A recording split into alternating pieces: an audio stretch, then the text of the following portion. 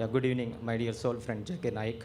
Just one thing, I am basically Hindu, and I am have equal respect for all other systems also, and I could learn some techniques of Christianity and Islam from my father also. Fine. So I would like to know from you, and in other systems, all are not universal, only for particular community and particular segment. Islam, but the Quran is for, you are telling us, Surya Subha 24-28, some difference for universal thing. Fine. The crisp of the Vedic, I mean, to the best of my knowledge, it is Sarve Janaha Sukhino Bhavantu.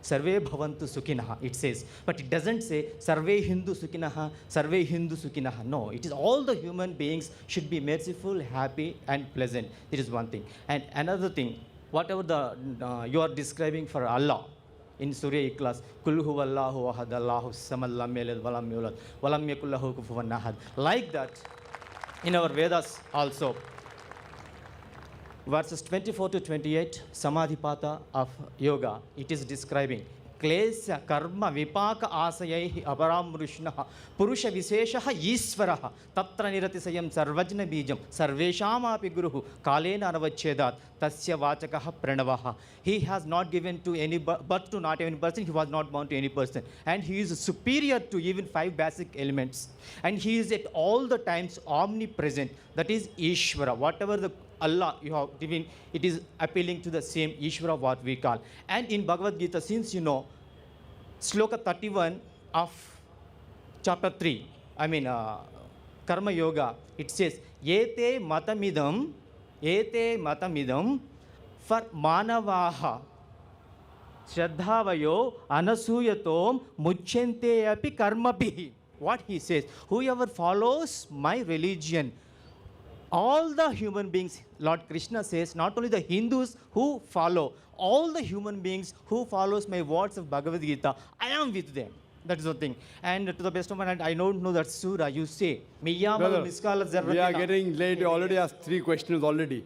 Please. You have asked 1 question. The police is saying the time is up. We have to respect the law. Otherwise, they say I'm not a good Muslim. I got the chit that I have to end by 10:30. 10:30 is already up. I'll just try and reply in brief. All these questions answered on the website. You can go to my video cassettes. I'll give you a copy of Similarity with Islam and Hinduism. The brother said, I'll answer in short. For more details, refer to my other cassettes. The brother said that even Hinduism says that Sukh for whole of humanity.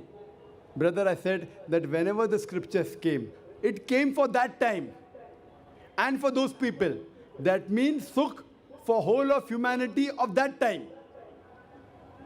Of that time. Not till eternity. Otherwise, your Hindu scripture wouldn't have said there is a Rishi to come. If everything was mentioned in the Vedas, why will the Vedas say Antim Rishi will come for what? If the Vedas mention all the truth, why will they say one more Rishi going to come for what? So this proves that the Veda did say about human being, but for that time. It doesn't say it for the whole of humanity forever. So all the scriptures, when they say another Rishi is going to come, that means he's going to come to say something else. In the Quran, it says Prophet Muhammad sallallahu alaihi wasallam is the last messenger. After him, no one will come. If anyone says, I get a wahi, I get a revelation, today he requires a psychiatrist. Messengership is over. Coming to your other question, you said that your Vedas, your second and third question, your Vedas said God is one, you should not worship him, etc. I agree with it. That's what I said, Kul Vallavad. So what is the question? But do you worship such a God?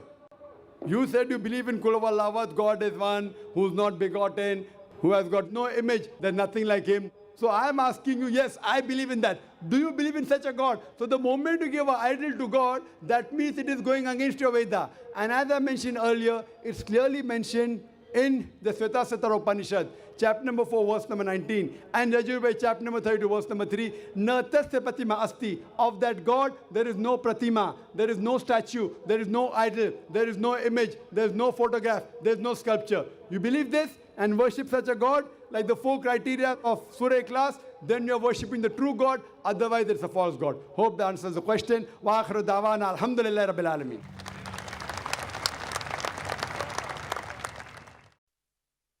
سلام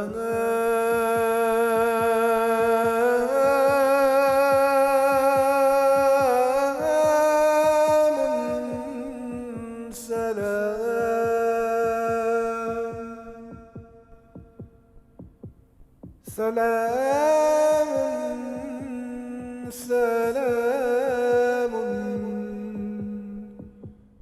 سلام